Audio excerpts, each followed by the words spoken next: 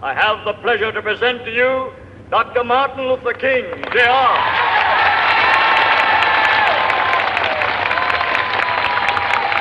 I'm happy to join with you today in what will go down in history as the greatest demonstration for freedom in the history of our nation.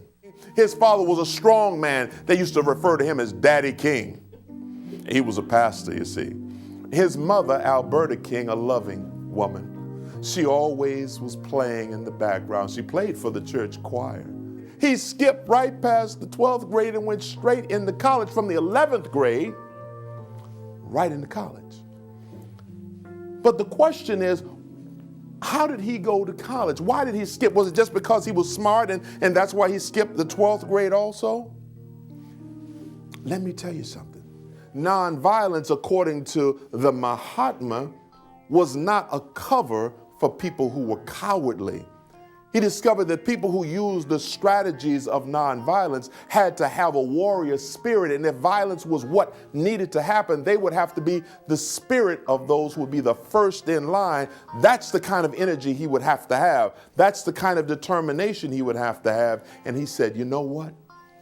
I can do that. You don't even know if that's your son or not. You can't identify him. We don't know if that's your son or not. But not only did he have that ring on that belonged to his daddy, but a mama knows her son.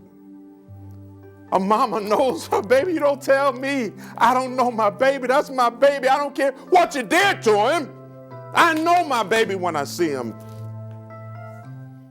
And as he rushed to the house, and as he was getting closer to the house, he started seeing there was an ambulance, there was fire trucks, there was smoke that was billowing from looked like his house. And the closer he got, it didn't look like it was his house. It was his house. And as he started to peep through the smoke that was filled around the area, he could see the front porch, and half of the porch had been blown off because somebody had threw a bomb and blew off the front part of his porch. He's got a little baby in the house. But it's 1963. And in 1963, they've just put the adults in jail.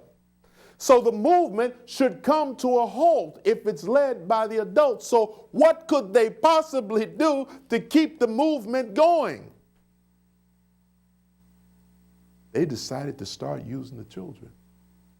You see, the parents were talking to the children, and the children were listening to the parents, and the children felt as connected because, see, Emmett Till was only 14 years old, and they knew if it could happen to him, it could happen to them. You see, so they felt a connection and said, you know what, we'll march. And they decided that they would join in the force. So the adults were there locked up in jail, and the children started to march nonviolently. And as they marched nonviolently, many people were very happy about it, but not everybody. There was a man named Bull Connor. He didn't like the idea that they were continuing to march. So he said, bring in the fire department and turn on the water hose.